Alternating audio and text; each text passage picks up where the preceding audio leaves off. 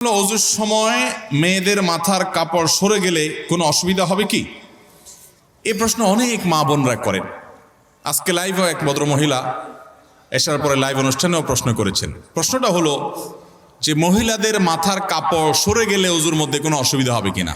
উত্তর হলো ওযুর সময় মাথার কাপড় থাকতে হবে এমন কোনো বাধ্যবাধকতা নাই। পুরো ওযুর সময় যদি মাথার কাপড় না থাকে তাও ওযু হয়ে যাবে। দেখতে হবে যে কোনো গায়রে মাহরাম পুরুষ তাকে দেখছে কিনা। কোনো গায়রে মাহরাম পুরুষ নাই, বাসায় এখানে বাপ ভাই আছেন, স্বামী আছেন, সন্তান আছেন, তাদের সামনে তিনি ওযু করছেন বা অন্য নারীর সামনে ওযু করছেন বা একা একা ওযু করছেন। মাথায় কাপড় যদি টোটাল পুরো ওযুতে একবারও না থাকে তাতে কোনো অসুবিধা।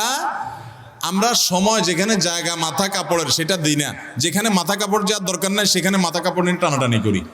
আজানের সময় অনেক মহিলা মনে করে যে ঘরে আছে একা একা কেউ নাই, তারপরও আজান শুরু হয়ে গেছে তাড়াতাড়ি মাথা কাপড় দেওয়া শুরু করে। আছে না নাই? এখানে মাথা কাপড় দেওয়া জরুরি না তো। যদি কোনো গায়রে মাহরাম পুরুষ থাকে তখন আজান না হলেও মাথায় কাপড় দিবেন। আর যদি কোনো গায়রে মাহরাম পুরুষ না থাকে সেখানে আপনার জন্য মাথা কাপড় দেওয়া জরুরি। আপনি রিল্যাক্সে থাকতে পারেন, মাথা কাপড় দিতেও পারেন, নিচেও থাকতে পারে। এখন কথা হলো ওযু করার সময় আপনি যখন মুখ ধোবেন একেবারে চুলের গোড়া পর্যন্ত পানি যেতে হবে, এই কানের লতি পর্যন্ত পানি যেতে হবে। তাহলে এই জায়গাগুলোতে পানি পৌঁছানোর জন্য মাথায় কাপড় থাকলে অনেক সময় ভিজে যাবে, এই জন্য সরাই নিয়ে আপনি ভালো করে ধুলেন, অবশ্যই জায়েজ আছে। আবার যখন মাথা মাসা করবেন ভিজে হাত যখন উপর দিয়ে দিবেন অনেক সময় কাপড় ভিজতে পারে, এই জন্য কাপড় সরাই দিয়ে আপনি পুরো মাথা মাসা করলেন, অসুবিধা নেই। তাহলে খোলাসা এবং সারাংশ কথা হলো ওযুতে মেয়েদের মাথা কাপড় দিয়েই ওযু করতে হবে এমন কোনো বাধ্যবাধকতা। মাথা কাপড় রেখে যদি ওযু করতে পারেন ওকে, আর যদি সরেও যায় তাতে কোনো অসুবিধা নেই। সাধারণ গোসল করার পর নামাজ পড়ার জন্য আবার ওযু করার প্রয়োজন আছে কিনা? অনেক লোক আছে দেখবেন গোসল করার পর আবার নতুন করে ওযু করে, আছে না নাই? গোসল শেষ উনি আবার বিসমিল্লাহ পড়ে ওযু শুরু করছে। এটা একটা নিষ্প্রয়োজনীয় কাজ, কোনো দরকারি কাজ না, বেদরকারি কাজ। আপনি যদি সুন্নাহ সম্মত গোসল করেন তাহলে গোসলের সাথে বাই ডিফল্ট ওযু অটোমেটিক হয়ে যায়, আলাদা করে ওযু করার আর দরকার। সুন্নাহ সম্মত গোসল কোনটা? আপনি গোসলের জন্য যখন ওয়াশরুমে ঢুকলেন প্রথম কাজ হবে শরীরে বা কাপড়ে কোনো জায়গায় নাপাক থাকলে সেই নাপাকটাকে ডলে আগে ধুয়ে ফেলেন। ভালো করে ডলে পরিষ্কার করে ফেলছেন, আলহামদুলিল্লাহ, প্রথম কাজ শেষ। এরপর দ্বিতীয় কাজ কি?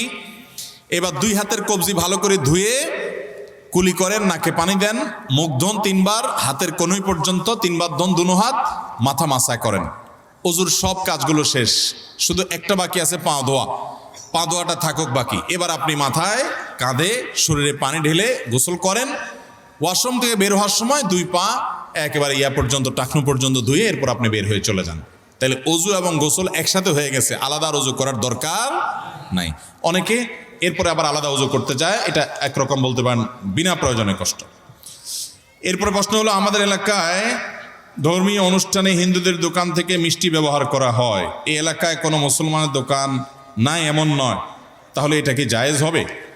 দেখুন, কোনো খাবার হিন্দুর দোকান থেকে কিনলে হারাম হয়ে যাবে ব্যাপারটা কিন্তু সেরকম না। দেখতে হবে যে খাবারটা পাক কিনা। যদি কোনো হিন্দু খাবারের মধ্যে কোনো নাপাক মেশায় তাহলে সেটা নাপাক হবে, যার কারণে খাওয়া হালাল হবে না, কেনা হালাল হবে। আবার কোনো মুসলমানও যদি একই কাজ করে সেটাও কি হবে? হারাম হবে, সেটা কেনা জায়েজ হবে। তবে এটা ঠিক যে আপনি সন্দেহপূর্ণ মনে হলে সেটা অ্যাভয়েড করে যেটা সন্দেহপূর্ণ নয় সেটাকে অগ্রাধিকার দিবেন। কথা বোঝেন নাই? যদি মনে হয় যে এখানে সন্দেহ আছে হারাম মেশানোর, নাপাক মেশানোর, তাহলে সেটা অ্যাভয়েড করবেন। বাট এটা জরুরি না। হিন্দুদের সাথে কেনা বেচা করা জায়েজ আছে না নাই? খ্রিস্টানদের সাথে কেনা বেচা করা জায়েজ আছে না নাই? সাহাবা ইকরাম করেছেন, নবী সাল্লাল্লাহু আলাইহি ওয়াসাল্লাম করেছেন, তাদের সাথে সাধারণ সকল লেনদেন করা ইসলামে জায়েজ আছে।